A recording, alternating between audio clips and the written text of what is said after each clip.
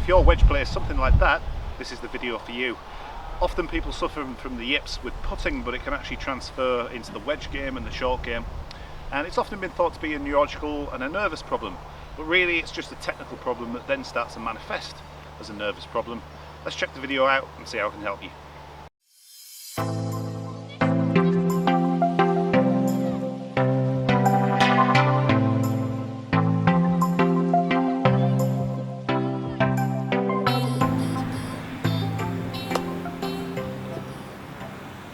So the golfer that has the jitters in and around the green has often been told not to use the hands and the wrists in the golf shot.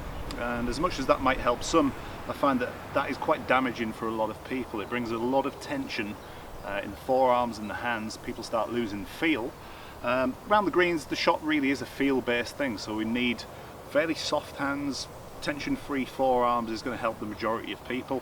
So trying not to use your wrists and hands is probably going to be quite damaging for the touch and the feel. And I often see people who are very rigid hit a lot of thin shots like that.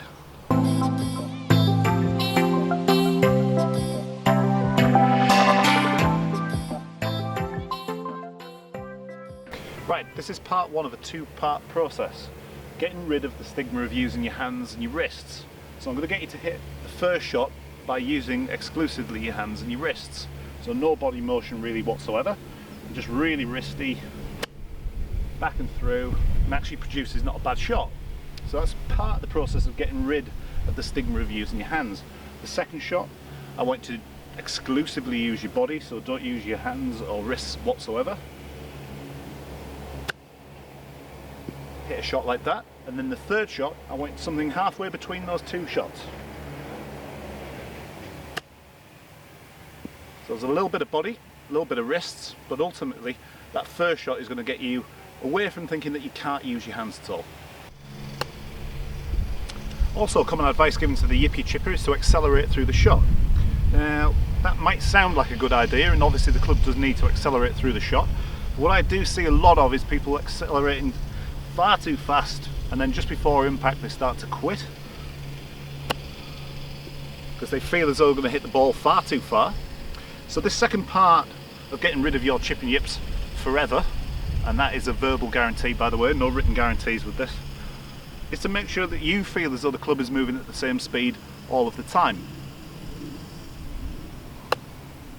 Now that's going to be the player's feeling, whereas in actual fact the club will accelerate, but in a more natural way. And if it's going to keep it nice and smooth, stop it from getting jerky, you should get better results pretty much straight away. So take these concepts with you to the practice ground, maybe even practicing in the garden if you've got the room, and slowly but surely over a period of time you're going to get rid of those chip and yips and the fear that that installs in you when you get in and around the greens. If you enjoyed today's video, please give it a thumbs up, subscribe to the channel, more instruction coming shortly.